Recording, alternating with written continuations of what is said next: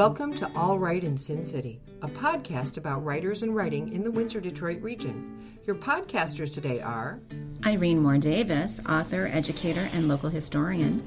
Sarah Jarvis, former bookseller, publishing rep, and literary festival chair. and me, Kim Conklin, Windsor-based writer and filmmaker.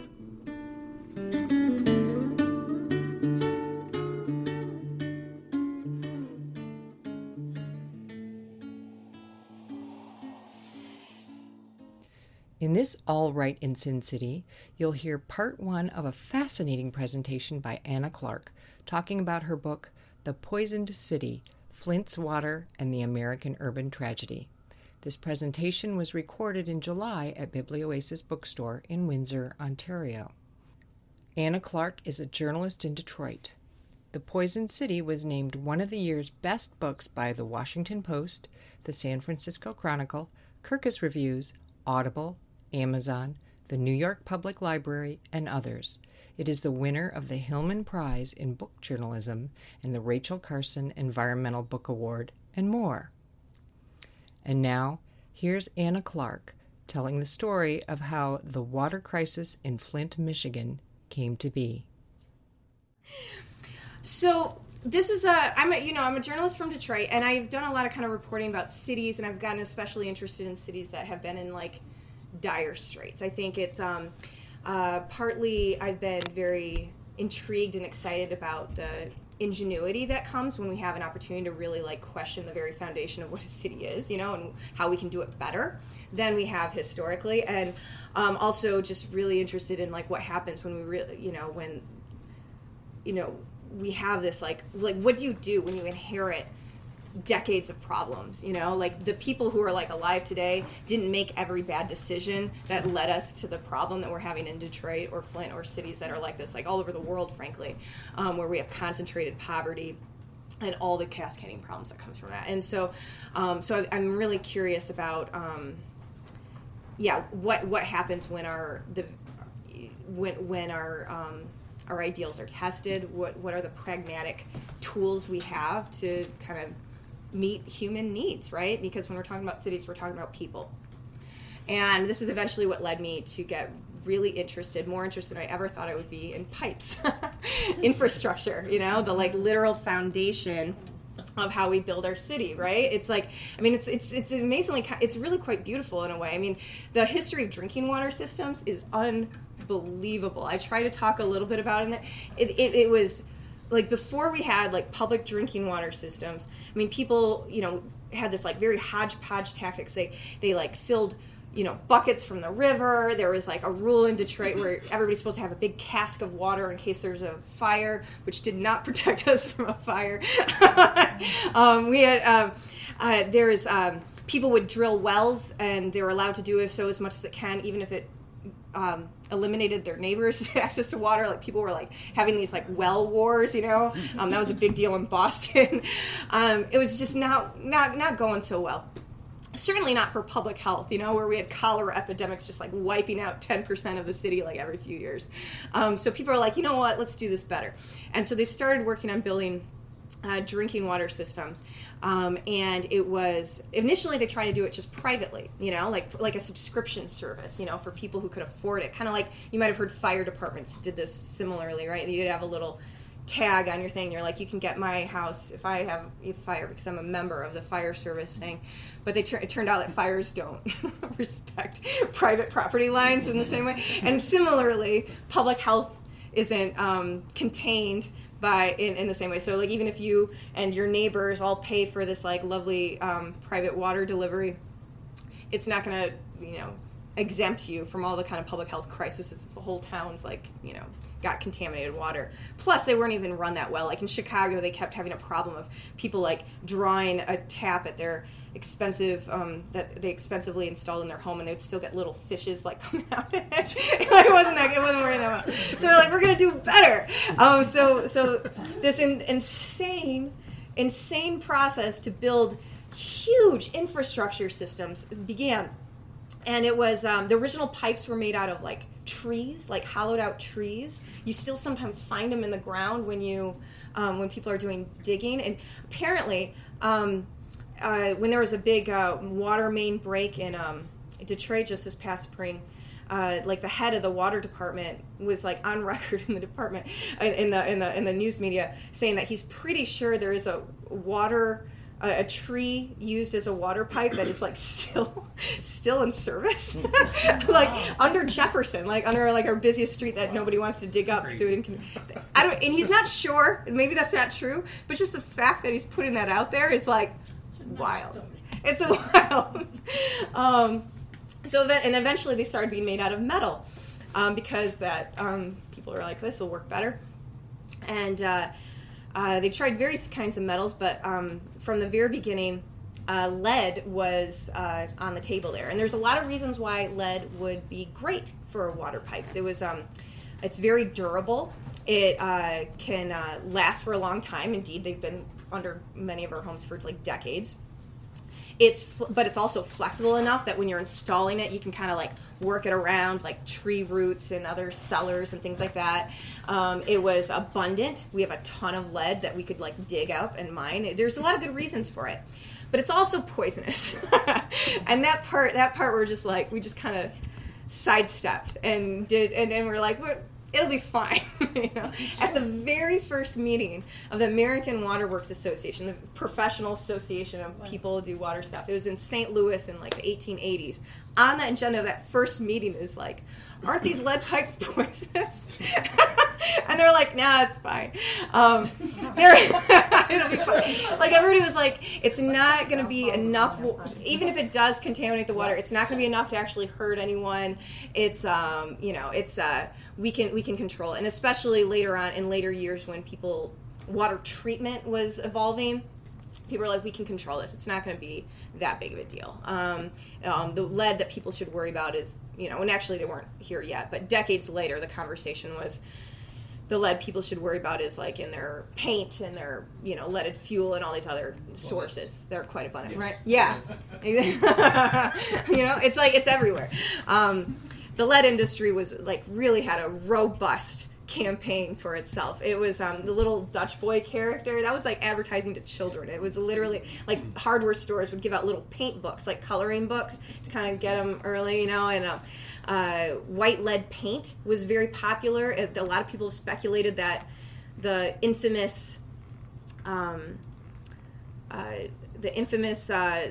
idea of artists, the stereotype of artists is, being kind of crazy and melancholy and morbid. It might have something to do with the fact that maybe they're all poisoned, like seriously, because they're working with it all the time. It's all over them.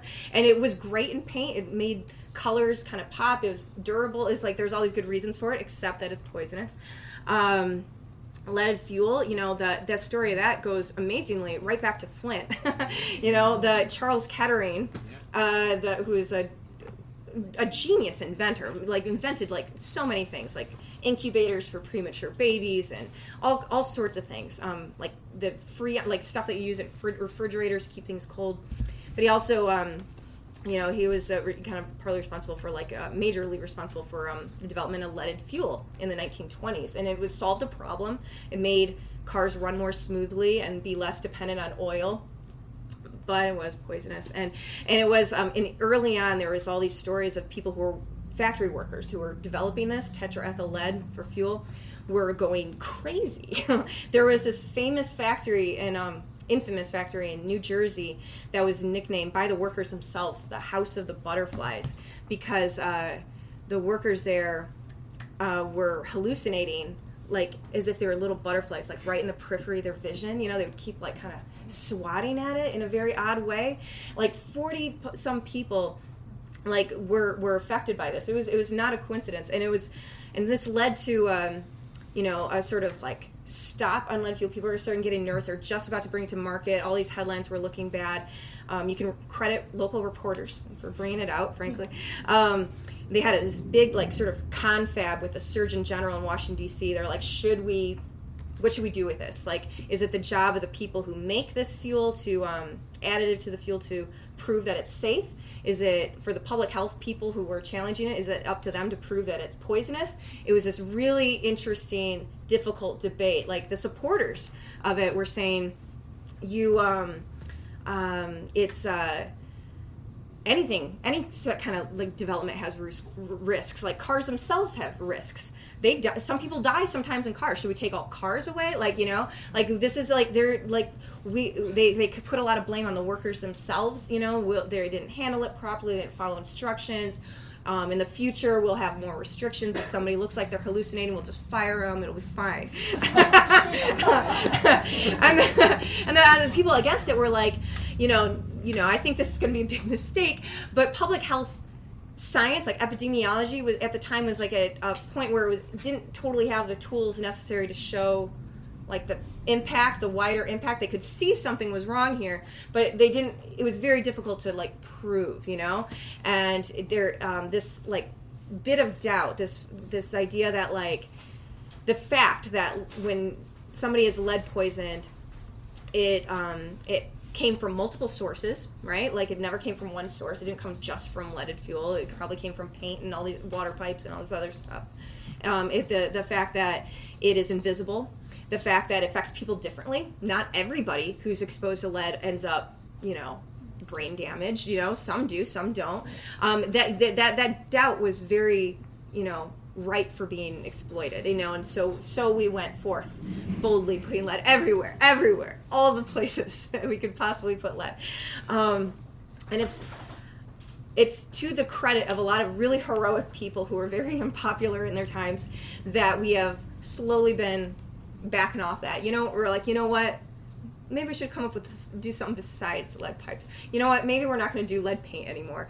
Maybe we're not going to. We phased out leaded fuel. That's great, but what we haven't done is like fully reckon with the legacy of it. That's still all over our environment. It just is, and we haven't really had a full, accounting for that. And of course, because these are how patterns work, some communities are more effective than others. Like older legacy communities.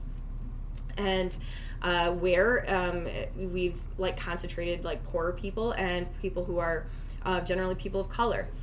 And I think that is there's this phrase that there's this one writer, an academic, who uses. He calls them sacrifice zones.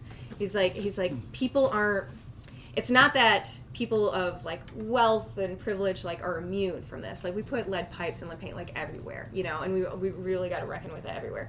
But the fact that some people are on the like front lines of that, he calls that sacrifice zones, And I think that's a very useful phrase. I think that's like kind of bringing back things back to Flint. I think the story of the water crisis like revealed with like uncanny drama how it has had to endure being like on a sacrifice zone, right? It was in a precarious place, more vulnerable than many of its neighbors, many of its other counterpart neighbors, and there are choices made over decades that created that, that concentrated that vulnerability, that concentrated people and thing. There's like. Just to kind of put the like brief story of the water crisis out there, and then I'm going to read just a tiny little bit, just a itty bit, just to give you a sense of the language here. I'm going to pass it over, but just so we have like kind of the plain story out there. Flint had gotten its water from Lake Huron for more than 50 years, and it had a lot of complaints about it. The water rates were super expensive, and I'll come back to the reason why it's super expensive. They felt like they didn't have enough negotiating power with this like big utility. But the water quality was good. That wasn't a problem. In April of 2014, the city left Detroit's water department, and they're like, we're going to join this brand new water department. And this brand new water department serving mid-Michigan was still under construction. It wasn't even going to be able to service water for a couple of years. So in the interim, they were like, we're going to reboot our old city plant and treat the water from the Flint River ourselves, and and then follow through on the final transition in a few years when the other plant's ready. It's important to point out that the city had an emergency manager at the time. So the emergency manager is an appointee of the state who's sent to distressed cities and school districts, and they hold all the power in the city. Like, so the power that a mayor or city council would have, they have. And they have additional powers behind that no elected officials have. Like, the idea being that this is a necessary step for, places that are really struggling. Somebody who's an outsider who's not, like, tied in with, like, election worries and stuff to make the hard decision to get the city back on track. This for Flint in this like latest phase, they had like 3.5 years of emergency management, which is a really long time. And this emergency, and all of the key water decisions happen under emergency management, which is important context because the state had very direct responsibility here. You know, like it's representatives of the states often say, "Oh, this was a failure of government at the local, state, and federal levels." It was mostly the state in a very direct way. So they made this switch to the Flint River in April 2014. A lot of people really celebrated. They thought it would be great. It did not go great. It was the old plant didn't get the staffing or the upgrades necessary to treat a more complex water source properly. And any river is going to be a more complex water source than like Lake Huron. You can imagine if you take a cup full of lake water and a cup full of river water, you can imagine it's like just more foggy, right? It's a different thing. Even a healthy river, especially a healthy river.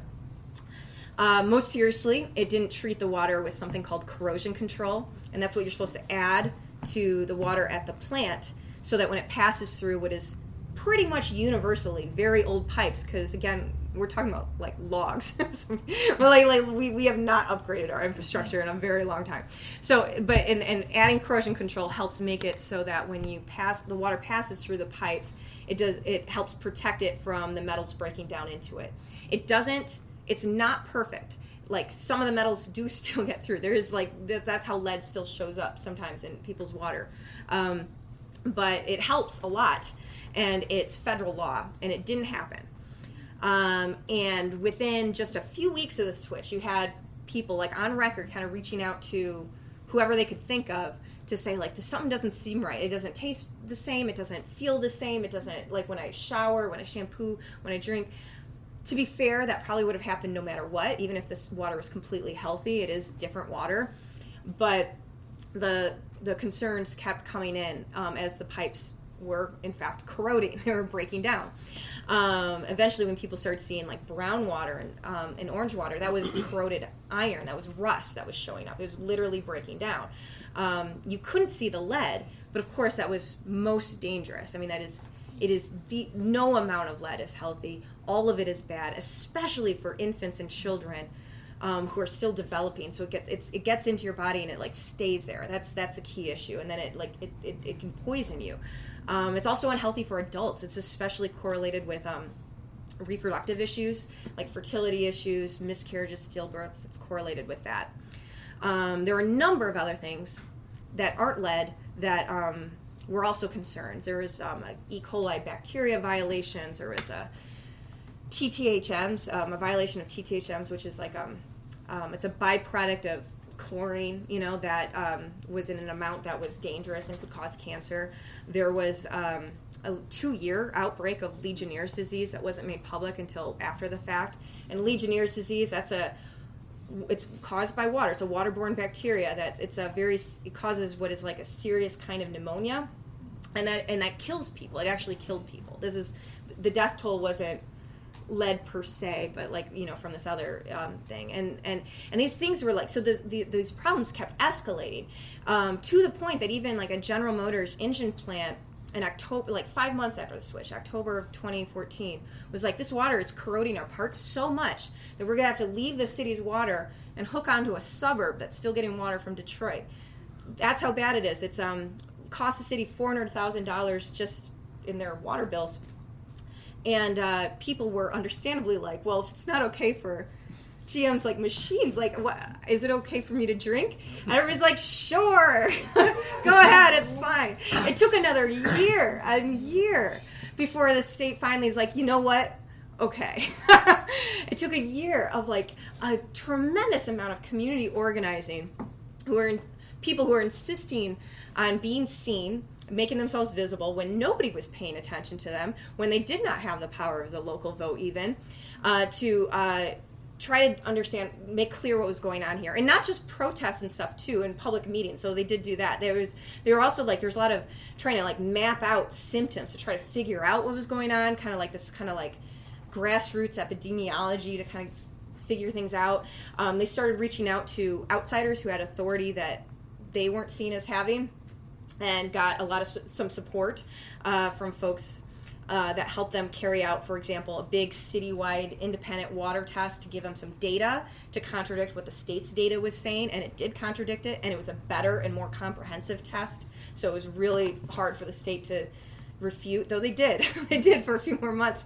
There's a pediatrician who's like, she and a water engineer who knew a lot about lead and water kind of worked together to show that since the water switched, like lead levels have been actually rising in Flint's case, and not just that we have too much lead in the water, but also it's hurting people, is what they're trying to say. There's a EPA guy, Environmental Protection Agency guy, who kind of went out of his way to document what was going on, to show that it's not just a problem of one house or two houses, it's a big citywide problem. After a year and a half, this kind of clicked over finally, and the state conceded, okay, it's a big problem, we're going to hook it back to Detroit. That didn't instantly fix everything. That was good. It was a huge win, but it didn't fix everything because those pipes had just broken down so much. And this is why replacing those is a process that has gone to this day. I mean, I think it's supposed to be done like at the end of this year or early next year. So that's good. That's good. I mean, but there's this, like, you can imagine this like long aftermath of people trying to figure out, well, what now? Well, how has this affected people's like long-term health needs, education needs, social service needs, trust in this government. A lot of people do not trust it. Like, the state will be like, hey, your water's fine to drink now, and people are like, nope. I will never believe you ever again. Even though it's a different people maybe working at the agency. No. There's the story of accountability that's very unresolved right now. Like, this was a decidedly man-made crisis. It didn't have to happen. Actual choices caused it and prolonged it. Will anybody be held accountable for choices they made? That remains to be seen. There's been a long saga there. And this is just going to be a little piece I read. This story is like haunting in its own right, but it's I think it's especially haunting that it's happening to a city in the Great Lakes region, right? Like, we are, right, among like the most beautiful and abundant water resources on the face of the planet. Flint itself, it's like, besides being a river town, it's like 70 miles from Lake Huron and 70 miles from Saginaw Bay. Scarcity isn't its issue, like it might be in other parts of the country or world. It's something different. So I'm just going to read just a tiny bit so you can get a sense of this, and then we're gonna change things up. Okay. Call them inland seas, carved out at the end of the last glacial period more than 10,000 years ago, and filled first with the meltwater of retreating sheets of ice. The Great Lakes hold about 1/5 of the world's surface freshwater. Spill it across the United States, and it will settle over the 48 contiguous states at an even depth of 10 feet. At 94,000 square miles, their surface area is about equal to that of the United Kingdom, and their drainage basin covers 200,000 square miles, almost the size of France.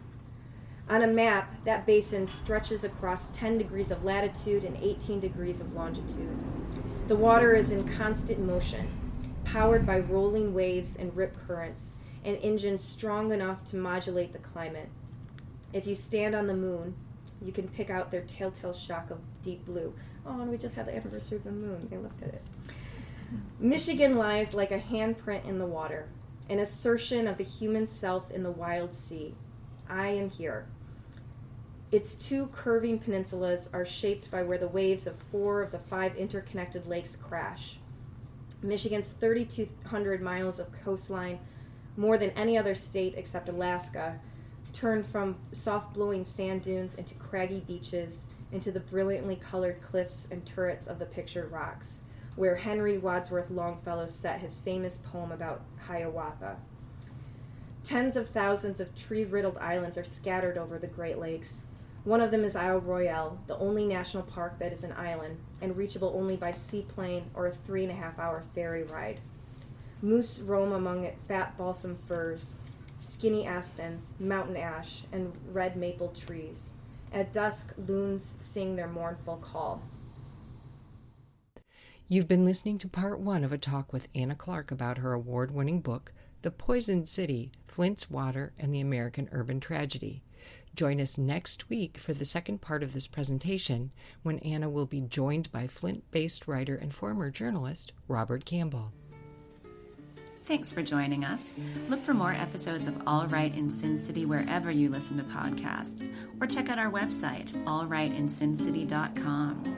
For information and announcements of new podcasts, sign up to our email list or follow us on Facebook and Twitter.